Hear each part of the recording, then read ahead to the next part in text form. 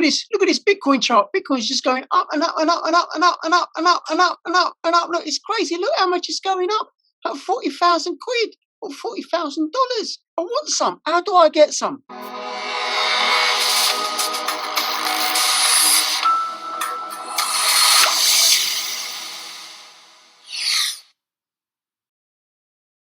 Hi everybody, this is Crypto Rich, working with you to get rich with crypto, filling our pockets with crypto profits. This video is another of a series of videos that I'm doing for people getting into cryptocurrency, getting into Bitcoin. What is Bitcoin? How does Bitcoin work? Where are Bitcoins? Where do Bitcoins come from? And in this one, I'm joined once again by Crypto No Coiner, and he's going to be asking me a series of questions that any beginner would want to know the answers to as they're setting out on their blockchain journey. Yeah, that's right. My name is Crypto No Coiner. Now, please, before I start asking the questions, what you want to know the answers to and what I want to know the answers to, please subscribe, follow me on Twitter. No, not me. Follow him on, I'm not on Twitter. Follow Crypto Rich on Twitter. Join his official Telegram announcements channel. And you can find out what's going on, all the videos that he posts and everything. And if you're watching this on BitTube, come over to YouTube. You can also find them in Library and Odyssey, and also on Bitchute. All of them are censorship resistant platforms. You know what I mean? Hey, Crypto No Coiner, how you doing? Good to talk to you again. Yeah, I'm all right. Listen, I've learned a lot from you in the last couple of videos about what is Bitcoin and how is Bitcoin made. Well, that's good. I'm glad you found them useful. Now, I hope you've been using the Horizon Academy website, which is also a really great, useful resource for helping you and others to find out about cryptocurrencies and how they work. Yeah. No, that site's great. It's really, really good. But I think I'm ready. I got some money. I got some readies, and I wanna buy some Bitcoin. So that's my question to you. How can I get some crypto? I don't think you're ready for that. What do you mean I'm not ready for that? I know what it is. I know it's how it's made. And I want to get some. What are you saying I'm not ready for it? Well, when you get some, where are you going to keep it? Well, keep it in a bank, innit, or something like that. I'll keep it in my bank account. You can't do that. You can't keep Bitcoin in a bank account. Well, where then? How do people keep Bitcoin? Now, that is a very smart question, and that's a question worth answering. Where to keep your Bitcoin and your cryptocurrencies? Because you want to know where to keep them before you buy them, because once you buy them, what are you going to do with them? Leave them in the place that you bought them from? No. Don't do that. Right. All right, that makes sense. That makes sense. So then you're going to talk to me about where do I keep my Bitcoin? Where's the best place? Easy, nice and easy, because I want to sell it when it goes up. I want to buy it when it goes down. Where's the best place? Okay, buying and selling Bitcoin and trading in Bitcoin and other cryptocurrencies will be another video. In this video, we'll just talk about where to keep it. All right, agreed. Oh, by the way, if you're watching this, thumbs up, like, comment, subscribe, all that, thumbs up. So remember I said in the first video, Bitcoin is digital money. It's fully decentralized, right? How you want to keep it is with yourself. You don't want to entrust anybody else to store your Bitcoin like we do with our money that's in our bank account. The money's in my bank account. It's not really in my possession. It's in the possession of the bank. And if there's a bank run, God forbid, or if the bank changes their policies or something, they take it out. I can't get to it. So with cryptocurrencies, with Bitcoin, Ethereum, and all the others, you have to hold it yourself. That's the safest and most secure way of retaining it. This way, there's no counterparty risk. What do you mean counterparty risk? What's counterparty? Well, a counterparty is the other side, the other party that's engaged in any financial transaction or agreement or contract. So, for example, if I go and buy apples from the local market stall, then the counterparty is the seller of the apples. Now, if I go and store my money in a bank account, the counterparty is the bank account. So it's somebody else, another agency or person or party who's engaged in that financial transaction. With cryptocurrencies, it's critical for their safety and their security that you don't store them where there's a counterparty risk, i.e. where the other actor or agent could either get hacked or do something unscrupulous, or where they may be at risk of regulatory capture. Well, I understand the hacking. I understand what was the other one you said? But what do you mean regulatory capture? So one of the things that's happening with some of the privacy cryptocurrencies, which is a whole other conversation, is that governments are discouraging exchanges from holding privacy coins. So if I have Monero on a particular privacy exchange, I think Bittrex is one of them, then Bittrex is saying, look, you can't hold Monero on the exchange anymore because of regulatory rules. Now, when there's regulatory rules that compromise the ownership of your assets, that's what I mean by regulatory capture. It could happen that a government could decide, hey, all the assets on this exchange, they belong to us. We're taking them, captured by regulations. Or they start imposing, or there may be KYC requirements, know your customer, where the government requires all kinds of disclosure of people who are purchasing cryptocurrencies from exchanges or leaving cryptocurrencies on exchanges. That's what I mean by regulatory capture. The whole deal about cryptocurrencies is you get to be your own bank. I lost you when you said privacy coins. Okay, well, I'm sorry about that. Right? They're a particular type of cryptocurrency we'll talk about later on that governments and agencies, they don't like because they're not transparent. They don't know where the money's going, right? But the point that I'm saying is you have to own and hold your crypto assets yourself, because otherwise you're at risk to a third party changing the rules and the conditions, or that third party vault getting hacked, or that third party running off with your cryptocurrencies. All right, so no counterparty, just me. Then where does just me keep their Bitcoin? Well, one of the places where people keep their cryptocurrencies is on exchanges. So now exchanges are places where people can buy and trade in cryptocurrencies. So you can send some Bitcoin to that exchange, and then on that exchange, you can then use it to purchase something else like Pirate Chain or Monero or Ethereum or some other cryptocurrency that you want. People will leave cryptocurrencies on exchanges. That exposes them to counterparty risk. I have many, many years ago kept a small amount of Bitcoin and ETH and Litecoin on exchanges. I had cryptocurrencies on exchanges called BTCE, cryptocurrency on exchanges called Cryptsy, cryptocurrency on an exchange called Cryptopia. All gone, disappeared, hacked, whatever. The Bitcoin has gone. So exchanges aren't safe for long-term storage of cryptocurrencies. So what I tend to do with exchanges is two things. So one is if I want to go and buy a particular cryptocurrency, I want to get some Veriscoin or some Pirate Chain or some Sentinel or something, I'll go and send some Bitcoin there or Litecoin or something. I'll do the exchange, and then the coins that I purchase, I remove them and put them in my own wallet where I hold the private keys, which I'll come to in a second. The other thing, the only time I ever keep any cryptocurrency on an exchange is when I'm using a trading bot. So this is a trading bot called Shrimpy, and it's connected to Binance. I have an affiliate link for Shrimpy in the description below, and I have an affiliate link for Binance, which will give you reduction on the trading fees. And I've been running this particular bot, this particular program for about a week now, and it's given me 35.96% return in 1 week in Bitcoin. Now, in this instance, I'm keeping the cryptocurrency on the exchange so the bot can do the trading. Bot? What's a bot? Bot? Shrimpy? Bot? What's all that? Again, this will be for another video, but if people are interested, if you're interested, click on the link below, go join the Telegram group, answer all your questions, don't put in any more than you can afford to lose, and if you use my affiliate link, it'll give you a discount. But we'll come back to this at some point in the future. Let's go back to where to keep your cryptocurrencies. Yeah, all right. So you're saying don't keep them on an exchange unless I'm doing some little trading or I'm using a bot. So then where should I keep my crypto? All right, you have a choice of wallets. A choice of what? You have a choice of wallets. Wallets. We mean like a purse. Yeah, except these are digital wallets because we're going to be keeping digital money in them. So the wallets that you can use a web wallet, a software wallet, a paper wallet, and a hardware wallet. 4 types of wallets. A web wallet, software wallet, a hard wallet, and a paper wallet. So what's that? Web, soft, hard, paper. It's like that game, isn't it? Paper, rock, scissors. No, I don't think it's like that game at all. Paper, rock, scissors. All right, so tell me. All right. Okay, so let's start with web wallets. A web wallet is a website in which you register into, you create an account, and you can keep your cryptocurrencies there. Now, a web wallet is an online wallet, and it's not as secure. There's counterparty risk because you're not running the website, somebody else is. So that's one type of wallet, and I don't personally recommend them. In terms of security, the next kind of wallet is a software wallet, but I don't think they're that great for storing large amounts of cryptocurrency because they're vulnerable.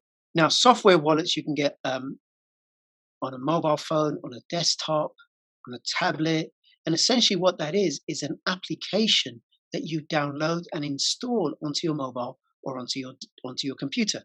Now, one of the risks with software wallets is that you may end up going to a phishing website. I'm not going phishing. What do you mean I may end up going? Sometimes I don't understand what you're saying.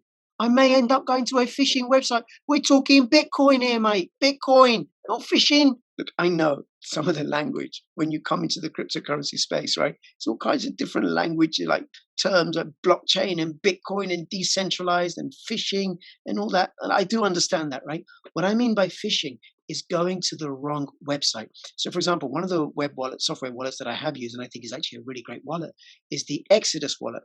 Now, the Exodus website is exodus.io. Exodus, exodus.io. What might happen is you'll get a bunch of hackers or fraudsters, and they'll create a website called exodus.co or Exodus with 2 X's in it, .io. And then what happens is you download the application from one of these phishing websites, not the real deal, and then you send your crypto to the application. And what you don't know is in the background, they've got access to your crypto in that application. So that's what I mean by phishing websites. And it can also happen with exchanges and with online web wallets. So you might want to go to an online web wallet, and then what's happened is that some fraudsters have set up a website which looks exactly the same, except they've changed 1 or 2 letters. So you end up sending your cryptocurrency to somebody else, and you can never, ever, ever, ever, ever get it back. Gone. So go watch out for phishing websites. Don't be phished. That's right. Don't be phished. So how do I make sure I'm going to the real deal Exodus or one of the other ones, right? So there's a couple of ways you can do that. One is you can make sure that the security certificate for the browser is valid. Different websites, different browsers that you're using, there'll be different ways of making sure that go on, spit it out. The security certificate is valid. And I'm not going to go into that now. I can show you later. But I use this other mechanism that is actually very, very simple. Oh, yeah, what's that? Because I like simple. Look, I use NordVPN and to keep my data encrypted going in and out from my computer so nobody knows what information is being sent or received. And one of the things that NordVPN has is a phishing checker. It has this feature, CyberSec, block ads and malware when connected. It also checks for dodgy websites and it won't let me open them. The other thing that NordVPN has is a kill switch. If at any point I lose a connection to the internet and those applications are open, what NordVPN does is it immediately closes them. And that way, no information can be extracted from any of these applications. And that keeps my crypto safe and secure. Oh, that's clever. That's clever. You've got to do all these things, keep your crypto safe, innit? So how do I get this NordVPN? Well, funny you should say that. I have an affiliate link in the description below, which will give you up to 60 to 70% discount depending upon which package you purchase. And there's a 30-day money-back trial if you're not satisfied with it. All right, well, I'll do that. NordVPN.com/CryptoRich. I'll go there. Now, where were we? So you can get various software wallets like AtomicWallet.io, ExodusWallet.io, Atomic Dex wallet, which some of these are on mobile, some of them on desktop. The Garda wallet is on mobile and on desktop and also online, and you can synchronize all of them. You can pick and choose. You can find websites that'll do reviews of them. But I don't recommend keeping the bulk of your crypto on a web wallet. Well, where should I keep the bulk of my crypto? You keep the bulk of your crypto either in a paper wallet, which isn't very adaptable, or better still, on a hardware wallet. All right, well, what's a paper wallet? Well, a paper wallet is a really great way of locking away crypto and just forgetting about it. It doesn't have a lot of functionality. You can go to certain websites, you create a public key address, and you create a private key randomly, and then you print it out. There's ways of doing it offline. I don't really do paper wallets, so you're going to have to research this yourself. And then you want to have several copies of that. But the thing that you have to be really careful about when it comes to any cryptocurrency is keeping your private keys safe. You're using one of them esoteric terms, aren't you? Private keys. What is that? Okay, let me draw a parallel with email. So there's my email address, and you can send me an email to that, but there's also my password. And I don't give away my password to anybody, because if I did, what would happen? Well, I could read all your emails. It's probably boring as hell. That's right. They could read all my emails, but they could also do a lot of other mischief by, finding out where I bank and all that sort of information, and then sending off emails on my behalf. So I keep my password to myself. That is the equivalent of a private key for a cryptocurrency wallet. So there's the public address, and then I can post that anywhere and stuff. I can send it to you. You can send your Bitcoin to my public address, like you would send an email to my public email address. But I don't want my private key compromised in any way whatsoever. So is a private key a password? Not exactly. And yes, it is, sort of. But no, that's really clear. And I'm glad we settled that. You can have passwords and passphrases and mnemonics and seed phrases as well as private keys.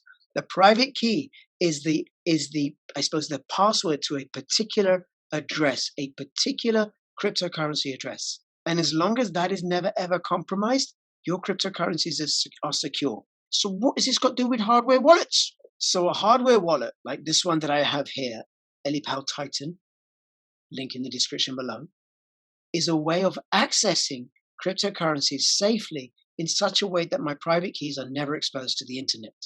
Well, how does that work? Well, in the case of the EliPal, it uses QR codes to read off messages between the hardware wallet and my mobile phone. And the private keys remain in the hardware wallet. All I'm doing is letting the blockchain know what I want to happen with my cryptocurrencies if I want to move them or send them or exchange them. And I can do that inside the EliPal wallet. Now, there are other wallets as well. I would also recommend the Apollo wallet, which is really great security, bank grade security. I interviewed the founder of it a few weeks ago.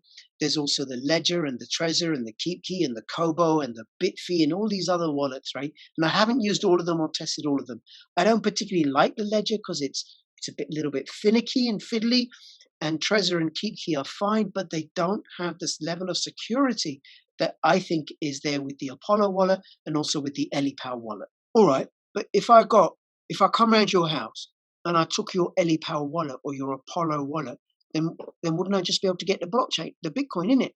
Oh, that's not safe. No, because there are different layers of security. So there's the private key for each wallet, but on top of that, there's the mnemonics, which is before you ask me, 12 seed phrase, ordinary sort of words that I have to keep stored, or it might be a 15 seed phrase or a 24 seed phrase. And then on top of that, there might be a passphrase or a password. And on top of that, there may be a PIN number, a 4-digit, 6-digit, 8-digit, depends upon the particular cryptocurrency hardware wallet that you're using, the different layers of security that there is. So let's say there's a PIN, and I can remember the PIN. It's a 4-digit number, pretty easy to remember. Don't use all 4 same digits like 000 or 1, 2, 3, 4. Make it kind of random.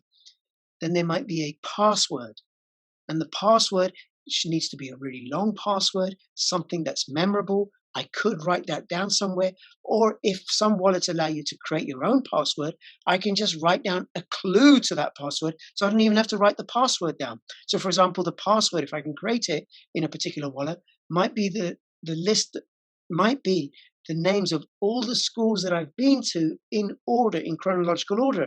Now, no one's going to know that apart from me, and if I tell my wife and perhaps my brother and my sister and my parents and stuff, but I don't need to write it down anywhere. So if I know what schools you've gone to, and I do, then have I now got your password? No, that's just an example of a clue system that can be used where you can create a password. I don't use that password anywhere. And if I did use a particular password, I'm not going to give away the clue publicly over a video. Yeah, that's smart. It wouldn't be smart to give away your clues or show your passwords or your private keys. No. All right, I got it. Okay, so we got the PIN, we got the passphrase, which may be one I can create or one that's given to me, and then there's the mnemonics, the 12 words, or 15 words, or 18 words, or 24 words, depending upon the wallet, right? Now, to get into a hardware wallet, I'd need to use the PIN and or the passphrase in order to be able to get inside it. And if the passphrase is long and difficult, it's really, really going to be impossible for somebody to get into it. And then what I like about the EliPal is that even if you've got this physically, you can't open it up. You can't open it up to get inside and tamper with the chip. And it's the same deal with the Apollo, because they use the sort of secure elements that are used on debit cards and credit cards, and they're virtually impenetrable. That's not the case with Ledger or Trezor or KeepKey. And what has happened is that people have managed to get hold of those wallets physically, and they've been able to get inside the chip, get the private keys, get the crypto. And that's why I recommend the EliPal or the Apollo, but people should really do their own due diligence and check them out. The links in the description below. You seem to have a lot of links, don't you? Well, yeah, I got to make a living. I have wife, kids, and a mortgage to feed. And then people can choose to use those links or not. And then if they do choose to use them, they invariably get a discount, but not always, right? So they get to benefit, and I get to benefit. All right, fair enough. So if I come around your house and I get the hardware wallet, you're saying I won't be able to get inside it because of the ones what you use. Well, Elipal and Apollo, as far as I know, are much, much more secure than Ledger, Trezor, and KeepKey because they're not prone. They can't be subjected to physical attacks. All right, but what? I just stopped there. Don't forget your secret identity. Put your disguise back on. Oh, yeah. Sorry about that. So listen, so what happens then if I lose my hardware wallet, just accidentally, or somebody comes and takes it and stuff? How am I going to get my crypto? Here's where the mnemonic phrase comes in. So this is the 12 words or 15 words or 18 words or 24 words. It depends upon the wallet. You have to keep those secure. Somewhere really, really safe, perhaps several copies, not electronically stored anywhere, so that if your hardware wallet gets lost or damaged, then you can recover it as long as you've got those words in order.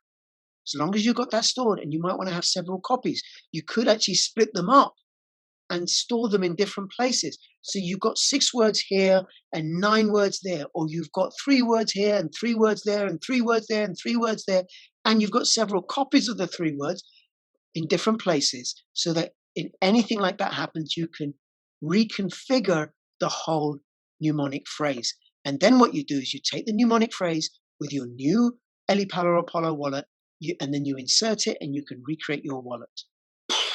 That's a lot of information. So you're saying before I go and buy some crypto, I need to get me a good wallet, a safe, secure wallet, a hardware wallet for long-term storage, and keep the phrases intact. Don't use exchanges for storing crypto because they could get hacked or something, or captured.